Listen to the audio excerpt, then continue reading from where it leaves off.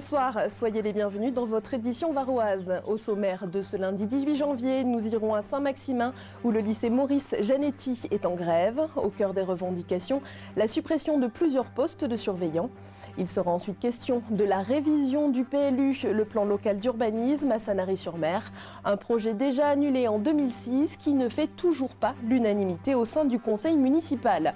Et pour finir, nous irons prendre l'air en Angleterre avec les Rouges et Noirs. Un air qui n'a pas été salutaire pour le RCT qui s'est incliné jeudi dernier en challenge européen contre les Saracens. Présenté lors du dernier conseil municipal, le PLU, le plan local d'urbanisme, ne fait pas l'unanimité au sein de la commune de Sanary-sur-Mer. L'opposition en particulier craint que les terres agricoles ne soient la proie des spéculateurs immobiliers. Rappelons qu'en 2006, un plan similaire avait été annulé sur la forme par le tribunal administratif. Les zones concernées, donc vous avez l'écotechnopole très important sur 22 hectares qui est ici au nord de la voie ferrée. Vous avez ici, vous voyez bien, une zone agricole qui est concernée par un équipement de culture et loisirs avec le château de Pierdon. Au total, sur les 300 hectares de terrains agricoles qui habillent la commune de Sanary, 20 d'entre eux seraient concernés par la révision du plan local d'urbanisme proposé par le maire.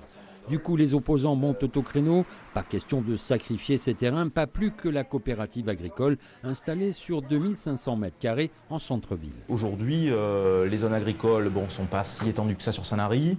Elles ont été déjà mitées, on sent le mitage qui est en train d'arriver par le PLU, donc elles sont quand même menacées. Réviser le PLU, c'est anticiper l'avenir, permettre à la cité d'évoluer, jusque-là pas de problème, si ce n'est sur le choix des parcelles concernées.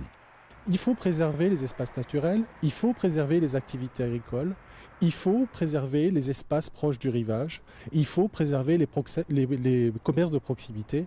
Et finalement, dans cette application et de ce projet de PLU qui nous était présenté, tous ces principes-là, malheureusement, ne sont pas rentrés et n'ont pas été, je dirais, respectés par la municipalité. Je crois que l'opposition pratique le mensonge du matin au soir.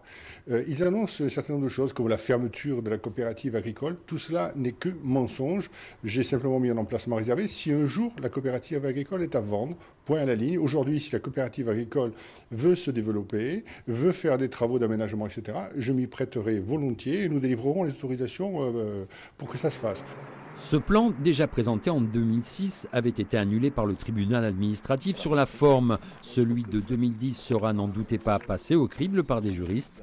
En mars, il sera soumis aux Sanariens avant sa signature définitive au début de l'été prochain, peut-être. Vous le savez.